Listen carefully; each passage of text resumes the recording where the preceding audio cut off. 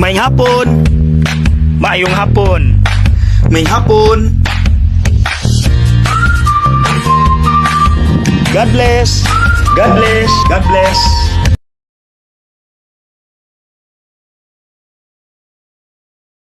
Mga igsuon, na ako'y ipahinumdom ninyo. Ginoo, dili ako angay mokalawat kanimo, apan ipamulong lamang ug mamaayo ako. Sounds familiar. Asa gani na madungog nato? Sa misa, before kita mangalawat, ato nang isulti.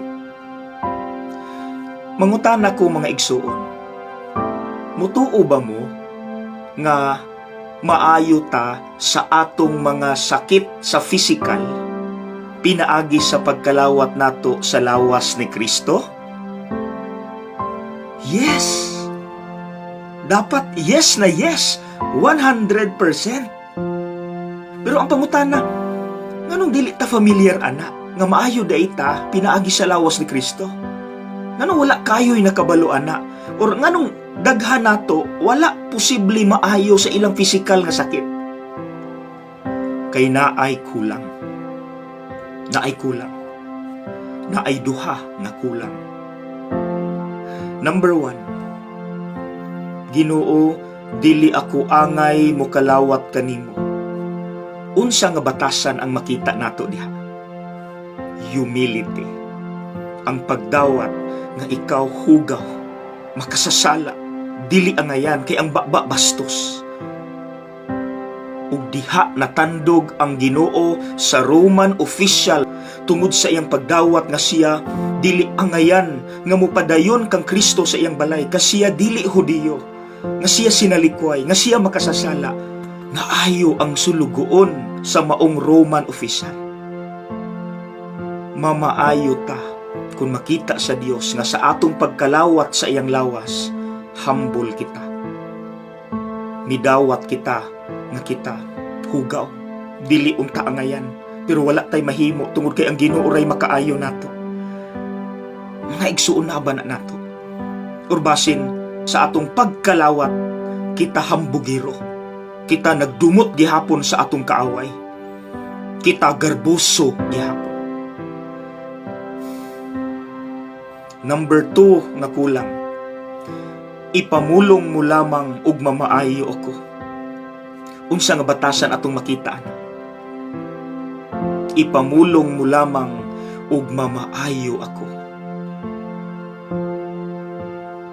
Faith. Pagtuo. Basin ka na po'y kulang nato. Basin sa atong paglinya, dili ta kumbinsido nga maayo ta. Kay kita manggod, to see is to believe. Dapat mahikap gyud nato, masimhot gyud nato, mahikapan gyud nato aya ta mutuo. But when we talk about faith nga dili makita, muratag alanganin ana. Pero maunay na kapaayo sa sulugoon sa Roman official. Ipamulong mo lamang, nisalig ang Roman official nga bisan words lang ni Kristo, bisag dili na kinahanglan mo adto si Kristo sa ilang balay, maayo na ang iyang sulugoon. Ug naayo because of deep faith. So mga igsuon, remember, naayo ni Jesus ang sulugoon sa Roman official pinaagi atong duha. Humility and faith. So, sige daw. Ato daw i-review ang atong kaugalingon panahon nga musimba kita og mga lawat. Naa ba ng duha? Or basin mi patigbabaw ang garbo, pagdumot, kasuko, ug ang kakulang sa pagtuo. Mao di ay nga dili ta kumbinsido nga maayo ta sa atong pisikal nga sakit, kay kana posible ang kulang nato. So ato nang ipalambo, ipalalom, ipalig-on sa atong kaugalingon aron kumbinsido ta nga kanang atong mga pisikal nga sakit mamaayo na sa pinakatambal sa tanang tambal, ang lawas ni Kristo.